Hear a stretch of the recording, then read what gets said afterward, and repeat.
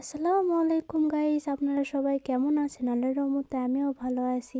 আজকে আমি আপনাদের সঙ্গে ব্লগ ভিডিও শেয়ার করব। আমি অনেক দিন থেকে ব্লগ ভিডিও শেয়ার করি না, শুধু শর্ট ভিডিও শেয়ার করি। তাই আজকে আমি ভাবতেছি এখন থেকে আমি ব্লগ ভিডিও শর্ট ভিডিও দুটোই আপলোড করব। আজকে আমি আপনাদের সঙ্গে দুইটি রান্নার রেসিপি শেয়ার করব। রেসিপিগুলো হলো সিম ভাজি, আলু দিয়ে, পেঁয়াজকলি দিয়ে, টমেটো দিয়ে মাছের ঝোল রান্নার রেসিপি। এই দুই রেসিপি আমি আপনাদের সঙ্গে শেয়ার করব। আমি প্রথমে গাছ থেকে সিমগুলোকে পেড়ে নিয়েছি। সিম পাড়ার ভিডিও আমি আপনাদের সঙ্গে শেয়ার করিনি। সিমগুলোকে পেড়ে আমি ভালোভাবে কেটে নিলাম। কেটে নেওয়ার পর সিমগুলোকে আমি 2 থেকে 3 বার পরিষ্কার পানি দিয়ে ধুয়ে নিলাম। ধুয়ে নেওয়ার পর এখানে হলুদ গুঁড়ো, আদা রসুন বাটা, গুঁড়া মরিচ গুঁড়ো, পেঁয়াজ কুচি, কাঁচামরিচ কুচি, পরিমাণ মতো তেল দিয়ে ভালোভাবে মেখে নিলাম। মেখে নিয়ে পরিমাণ মতো পানি দিলাম।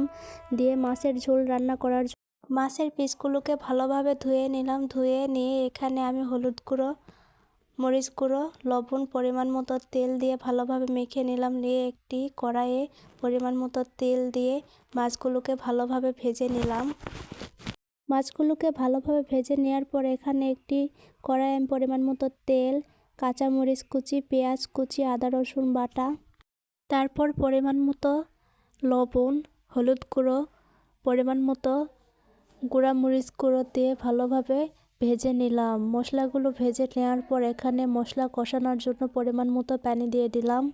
পানি দিয়ে মশলাগুলো ভালোভাবে কষিয়ে নিলাম। কষিয়ে নেওয়ার পর এখানে কেটে রাখা টমেটো দিয়ে দিলাম। কেটে রাখা টমেটো দিয়ে দেওয়ার পর এখানে আবার পরিমাণ মতো পানি দিলাম। পানি দিয়ে ভেজে রাখা মাছগুলোকে দিয়ে দিলাম। মাছগুলোকে দেওয়ার পর এখানে ধনেপাতা কুচি ছিটিয়ে দিলাম। দেওয়ার পর 5 থেকে 6 মিনিট চুলার আঁচে দিয়ে রাখলাম। রাখার পর আমার তরকারি রান্না রেডি। দেখতেই পাচ্ছেন রান্নার কালার কেমন এসেছে। রান্নার কালারটাও যেমন দেখতে সুন্দর হয়েছে, রান্না খাইতে অনেক মজা হয়েছে। ঠিক একইভাবে আপনারাও বাড়িতে রান্না করে খেয়ে দেখবেন, অনেক মজা লাগে।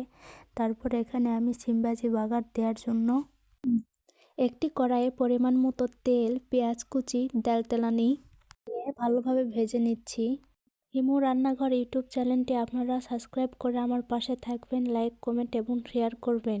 আর আপনারা কমেন্টে জানাবেন আমার গ্রামীণ পরিবেশের রান্নাবান্না, মাটির চুলার রান্না আপনাদের দেখতে কেমন লাগে। আর আপনারা ব্লগ ভিডিও দেখতে চান না শর্ট ভিডিও দেখতে চান সেটাও জানাবেন। আজকে আমি ধনেপাতার পকোড়াও তৈরি করছি। ওরা রেসিপি আমি আপনাদের সঙ্গে শেয়ার করি নাই, কারণ এর আগে আমার চ্যানেলে ছাড়া আছে।